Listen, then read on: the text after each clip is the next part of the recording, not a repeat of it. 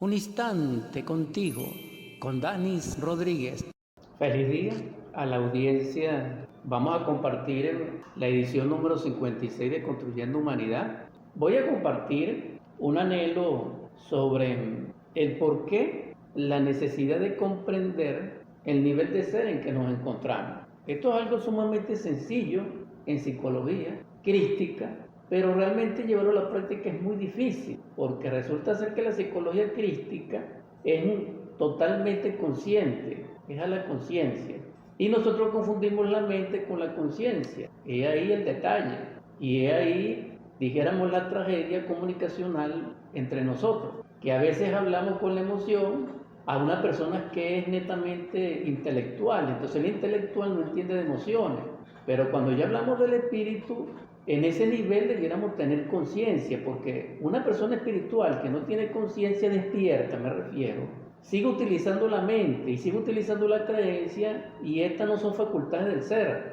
Claro, respetando a cada quien, pues, porque nosotros estamos ofreciendo es una visión psicológica crística del Evangelio. Es decir, estamos ampliando en una interpretación, dijéramos, epistemológica o de carácter antropológico, la gnosis o gnoseología que contiene el Evangelio Nuevo o el Nuevo Evangelio, es decir, el Nuevo Testamento y el Viejo Testamento. Eso es todo. Estamos de acuerdo con los evangélicos, estamos de acuerdo con toda la gente que pregona la enseñanza del Evangelio.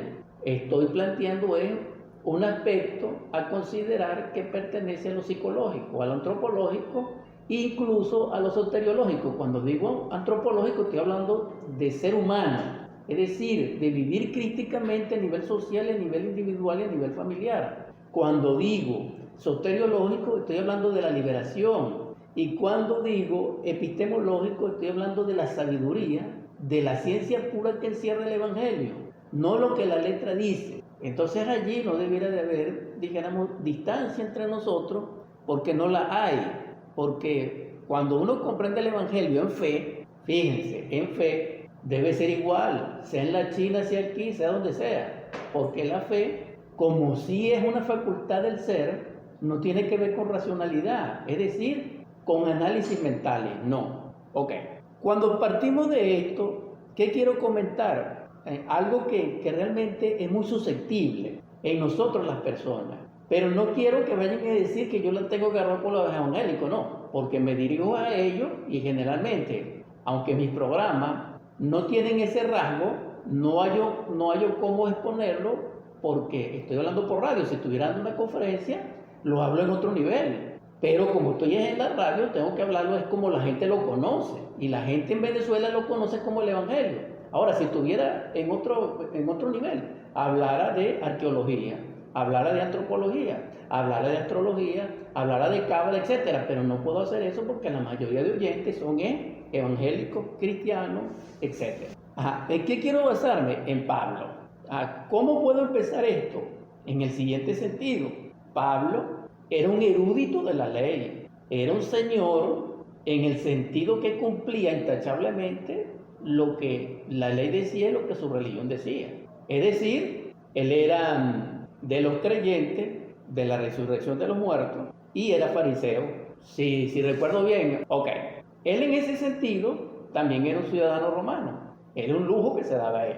Y él no era ni creyente ni profesaba el Cristo. No, eso lo sabemos todos. Pero llegó un momento en que él, sin pedirlo, sin anhelarlo, se convierte al cristianismo en aquel momento. No era evangélico, en aquel momento eso no existía. Al cristianismo, es decir, al Cristo, a la enseñanza directa del Cristo. Ok. No había catolicismo, no había nada de eso, no. Entonces él, cuando él es convertido al cristianismo, por la gracia de Dios, entonces le acontece en el paso de Damasco aquello que está descrito en Hechos. Muy bien. Lo que quiero destacar es que él, no pidiéndose convertido, fue convertido. ¿Por qué? Porque había algo que Dios veía en él que no veía en los demás. Y una de las cosas que Dios veía era que él podía ser el apóstol, el predicador de él y dar testimonio de él y de su obra ante los gentiles, ante los príncipes, etcétera, abiertamente. Y lo hizo.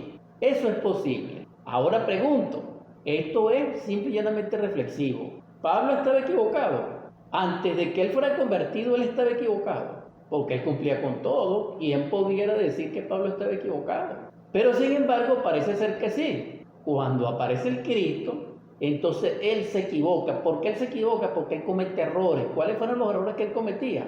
No solamente los que llevaba internamente, como persona, como humano, dijéramos, sino que él empezó a atentar contra todo aquel iniciado del cristianismo. Entonces dirigía las matazones no sé contra quiénes, y ese cuento ya lo sabemos. Pero eso fue salvado, eso fue perdonado. Ajá, pero eso tiene un costo, y Pablo lo describe. Entonces a eso es que me refiero. En ese sentido va la plática de esta mañana en forma muy sincera. Voy a reducirle lo más que pueda con el propósito de que sea práctica. Y termino de extender mi inquietud.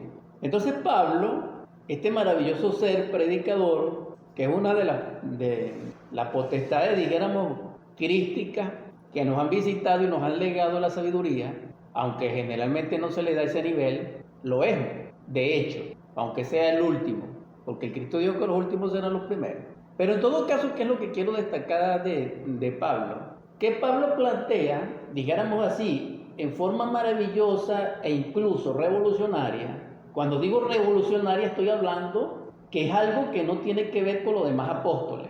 Es decir, lo que plantea Pablo, los demás apóstoles no lo plantean vivamente como él lo plantea, con la franqueza que él lo plantea, porque él era lo que es decir, él fue rescatado por el Cristo, por su Cristo íntimo, a través de Yeshua en Pandirá, que es el Cristo, nuestro Salvador, porque el Cristo es personal como tal, pues, como sustancia, como poder, como fuerza, como energía. Entonces, cuando él se convierte, él es ese faro a todas las naciones y se le debe a él, dijéramos, esa siembra. Ahora, Pablo, ¿qué es lo más importante que nos lega? Aunque toda su obra es maravillosa, que él hace una diferencia cuando él no ha cristalizado el Cristo dentro de sí y cuando lo ha cristalizado. Ese dato lo conozco, pero no lo traje con precisión, es decir, la ubicación en tal y tal versículo no lo traje, pero lo estudié y hay 2 versículos donde se demuestra que el Cristo fue cristalizado por Pablo desde tal epístola y que no lo había cristalizado antes de esa epístola. Pero como no es relevante en ese sentido, porque el que tenga fe que la tenga, simple y llanamente estoy aportando un conocimiento para el que lo quiera, lo más importante es que Pablo plantea aquella revolución, dijéramos, ¿por qué? Porque él no mataba a los cristianos, pues, y después se repitió, y después entonces da la vida por los cristianos. ¿Qué les parece a ustedes eso? Ese es lo que se llamaba en los misterios antiguos, una palabra muy fea que a la gente no le gusta, que se conoce como el misterio del Baphomet, que es una estatuilla aparentemente, pero no es así, que incluso la gente le tiene espanto, todo el mundo le tiene espanto, y fue manifestada o fue publicada incluso por el Vaticano. Pero lo cierto del caso es que en esa antigüedad, en esos misterios, al que tenía ese nivel, le era presentado, dijéramos, el misterio del Baphomet. Ahora bien, según los cabalistas que escribieron la Biblia nuestra, la que nosotros leemos, aunque nosotros digamos que no, pues, o algunos digan que no, ellos hablan del Baphomet. ¿Dónde lo hablan? En una letra hebrea que se llama Samech, si recuerdo bien, que es la letra número 15. Ahí se devela el misterio del Baphomet. Entonces, simbólicamente, al que tenga entendimiento que me escucha, ese Baphomet está simbolizado precisamente por Pablo. Y por eso Pablo habla de su aguijón. Pero hay algo extraordinario que habla Pablo, que es que Pablo, no queriendo pecar, peca, y no queriendo hacer una cosa, la hace. Y también está en Romanos, pero a partir del 7, calculo. Bueno. Ahora bien, Pablo habla del hombre celeste, y eso es algo maravilloso, porque él habla de la vestidura celeste, habla de la vestidura de amor, habla que el amor duele. O sea, Pablo plantea el amor, pero también plantea lo social del Cristo, pero también plantea la sabiduría crística. Eso es lo que hace Pablo, que para mí los demás no lo hacen en la dimensionalidad que él lo hizo. De repente me faltará estudiar bien los demás apóstoles, pero simplemente con el propósito que quiero transmitir, en el nivel que lo quiero hacer, es suficiente. Ahora, Pablo dice en el capítulo 3, en el versículo 9, que pues somos nosotros mejores que ellos. En ninguna manera, pues ya hemos acusado a judíos y a gentiles que todos están bajo pecado. Como está escrito, no hay justo ni aún uno. Fíjense ustedes lo que dice esta palabra. Ahora le pregunto, ¿por qué la gente se molesta cuando escucha que alguien le dice que está equivocado? Cuando alguien cuando alguien nos dice a nosotros que estamos equivocados, que cometemos errores, que somos pecadores, nosotros nos disgustamos. ¿Por qué? Siendo religiosos y todo. Es más, si es religioso, es más susceptible. ¿Por qué? Pero sin embargo, si hay personas religiosas, he escuchado, hacia mí no se han dirigido así, pero he visto, he escuchado y he oído de mucha gente que lo ha comentado, que sí las personas religiosas le dicen a las personas normales, mundanas, que son pecadores, que esto y aquello y que lo otro. ¿Por qué? Si aquí Pablo está diciendo lo que nosotros somos, ¿qué es lo que somos? Pecadores. ¿Qué es lo que somos? Personas que cometemos errores. Pero ustedes me dirán, sí, pero ¿y aquellos que nos hemos entregado al Cristo, que hemos jurado? Bueno, les respondo a este tipo de personas que psicológicamente, que psicoanalíticamente hagan una investigación de sí mismos en otra dimensionalidad, que le piden a su Espíritu Santo que les muestre realmente lo que tienen por dentro, para ver si son tan justos como dicen o para ver si son tan perfectos como dicen, en el sentido de aquellos que dicen que los demás son mundanos. Pero no me estoy dirigiendo a nadie, estoy poniendo el ejemplo de Pablo, por favor, quiero que me entiendan esto. Entonces, generalmente cuando a mí me toca dirigirme a la persona, inevitablemente voy a decir que estamos equivocados. Y llevo muchos años en esto diciéndolo y lo voy a seguir diciendo. Todos nosotros estamos equivocados. ¿Por qué? Porque vivimos en un estado equivocado. ¿Por qué? Porque estamos inconscientes. ¿Por qué? Porque tenemos la conciencia dormida. ¿Por qué? Porque hemos hecho nuestra voluntad y nos hemos alejado de la verdad. Por eso lo digo y lo voy a seguir diciendo. Ahora, esto es fastidioso tal vez, pero es lo real, no es mentira. ¿Pero con qué propósito lo hago?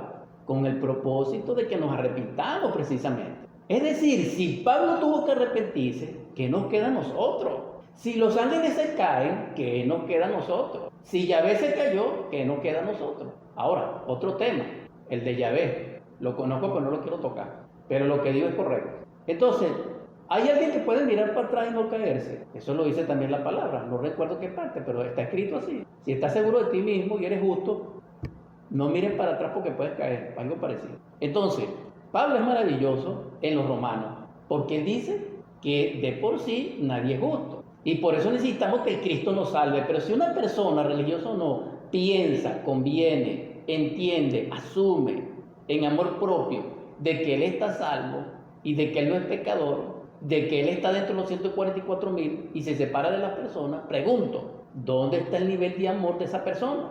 ¿Dónde está el nivel de cristiandad de esa persona? ¿Dónde está el estado de iluminación de verdad en esa persona? No lo está. Entonces es un autoengaño. Bueno, ¿todos estamos autoengañados? Claro, porque todos estamos inconscientes. ¿Cómo se resuelve este asunto? Despertando la conciencia. Si el mundo despertara la conciencia, no habría guerra, no la hay. ¿Por qué? Porque las personas conscientes, más o menos en un 10% de conciencia, no hacen guerra. Pero mientras la humanidad se encuentre en su psique, en su dimensionalidad interna, en ese ámbito, en ese contexto, en ese parámetro de menos 10% de conciencia, habrán guerra de todo tipo. Guerra dentro de nosotros mismos, guerra psicológica, guerra de todo tipo. ¿Por qué? Por el yo. Si nosotros le quitamos el yo a las personas, no existe guerra, porque la guerra existe por el yo. Entonces todo el asunto está en el yo. Por eso este tema es muy difícil y por eso es que Pablo es maravilloso, porque Pablo sí habla contra el yo. Y esto es algo muy interesante que quiero destacar. En ese sentido, vale la pena reflexionar. Ahora, cuando nosotros despertamos la conciencia crística, cuando nace dentro de nosotros el Cristo, porque le hemos edificado un templo, no porque hemos creído solamente, sino que aparte de creer, le hemos creado un templo dentro de nosotros, cambia el asunto. ¿Por qué? Porque el Espíritu Santo también se hace presencia previamente al Cristo y nos ilumina, nos revela, nos enseña los misterios. Fíjense, en esa dimensionalidad, en esa vivencia,